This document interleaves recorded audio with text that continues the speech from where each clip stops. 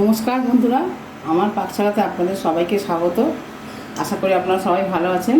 আজকে আপনাদের আমি তৈরি করে দেখাবো চাল কুমড়ো ঘন্ট। চাল কুমড়ো ঘন্ট আপনারা সবাই করেন, আমি আমার মতো করে করছি। দেখুন আমি কীরকমভাবে করি। এই চাল কুমড়ো আমি এখানে একদম সরু সরু করে কেটে নিয়েছি। আর আমি ডাল দেবো এর মধ্যে। মুগ ডালটাকে আমি আগে ভেজে নিচ্ছি। 2 মুঠো মুগ ডাল নিয়েছি, বেশি নিতে হবে না। মুগ ডালটাকে আমি ভালো করে ভেজে নেব, নিয়ে তারপর কী করবো আপনারা দেখাচ্ছি।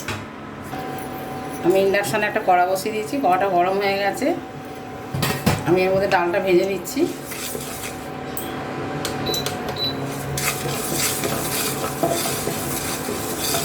খুব বেশি ভাজবো না, লাল লাল করে মিডিয়াম ভাজবো। বেশি লাল লাল করে ভাজলে সিদ্ধ হবে না।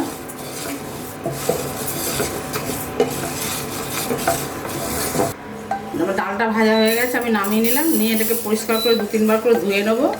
নিয়ে এটা আমি পরে ব্যবহার করবো।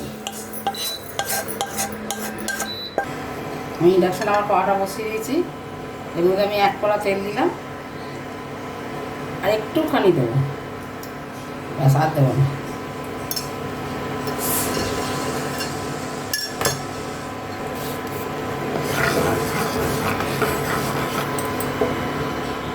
তেলটা গরম হয়ে গেছে। এর মধ্যে আমি অল্প কালো জিরে দিয়েছি, আর অল্প মেথি নিয়েছি, মানে 1/2 চামচেরও কম। আর 2টো শুকনো লঙ্কাকে হাফ হাফ করে নিয়েছি। এটা আমি সোমবার দেবো।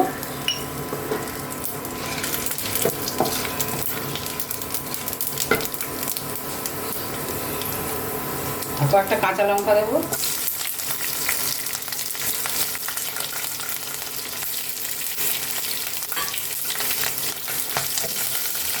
দিয়ে এবার আমি চাল কুমড়ো ছেড়ে দেবো।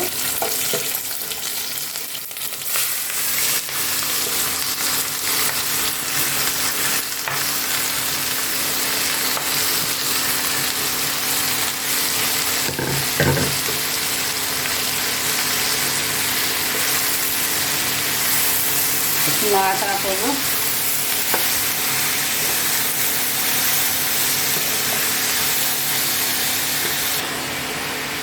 এটা আমি নারকেল দেবো। এই আমি 1 বাটির কম নিয়েছি নারকেল। এরকম আমি দিয়ে দেবো, একই সঙ্গে সিদ্ধ হয়ে যাবে। এবার এটা আমি পরিমাণ মতো নুন দিয়ে দেবো।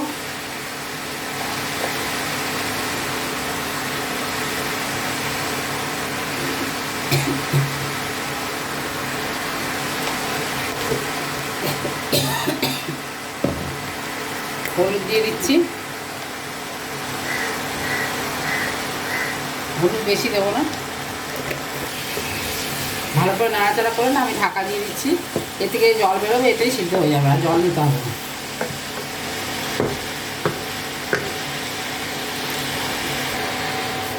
ঢাকা দিয়ে দিলাম। ডালটা আমি 2-3 বার করে খুব ভালো করে ধুয়ে নিয়েছি। ডালটা আমি এর মধ্যে দিয়ে দিয়েছি, এর সঙ্গে একসঙ্গে সিদ্ধ হবে।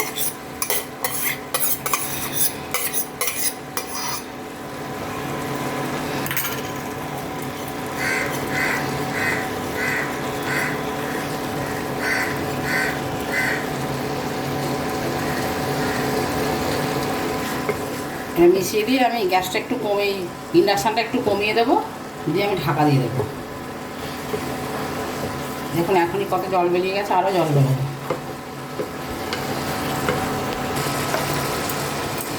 চাল কুমড়োটা প্রায় হয়ে এসছে। এবারে এর মধ্যে মিষ্টি দিচ্ছি। আপনারা দেবেন, চাল কুমড়ো একটু মিষ্টি মিষ্টি ভালো লাগে, খুব ঝাল ভালো লাগে না।